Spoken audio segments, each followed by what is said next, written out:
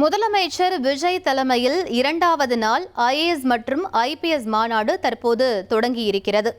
வனத்துறை உயர் அதிகாரிகளுடன் முதலமைச்சர் விஜய் இன்றைய தினம் ஆலோசனை மேற்கொள்ள இருக்கிறார். நேற்றைய தினம் 2 கட்டங்களாக ஆலோசனை மேற்கொண்டிருந்தார் முதலமைச்சர் விஜய். நேற்றைய கூட்டத்தில் முக்கிய அறிவுறுத்தல்களையும் வழங்கியிருந்தார் முதலமைச்சர் விஜய். இது பற்றிய மேலும் விவரங்களை எமது செய்தியாளர் மணிகண்டன் வழங்கிட கேட்கலாம். மணிகண்டன், இன்றைய தினம் என்னென்ன முக்கிய முடிவுகளை எடுக்க இருக்கிறார் முதலமைச்சர் விஜய்? என்னென்ன விஷயங்கள் தொடர்பாக ஆலோசிக்கப்பட இருக்கிறது? முழு விவரங்களை பதிவு பண்ணுங்க.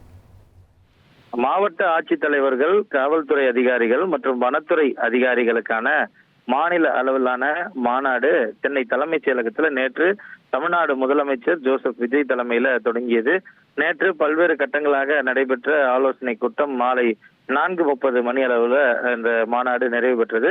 2ஆம் நாள் நிகழ்வுகள் சரியாக 9:31 மணி அளவுல தொடங்கியிருக்கிறது. தமிழ்நாடு முதலமைச்சர் மற்றும் அமைச்சர் பெருமக்கள் இன்றைய நாளுடைய தொடக்க நிகழ்வுல கலந்து கொள்கின்றனர். அதனைத் தொடர்ந்து தனிப்பட்ட முறையில ஐஎஃப்எஸ் அதிகாரிகளுக்கென பல்வேறு விவகாரங்கள் குறித்து ஆய்வு செய்வதற்கான மாநாடு நிகழ்வுகள் நடைபெறுகிறது.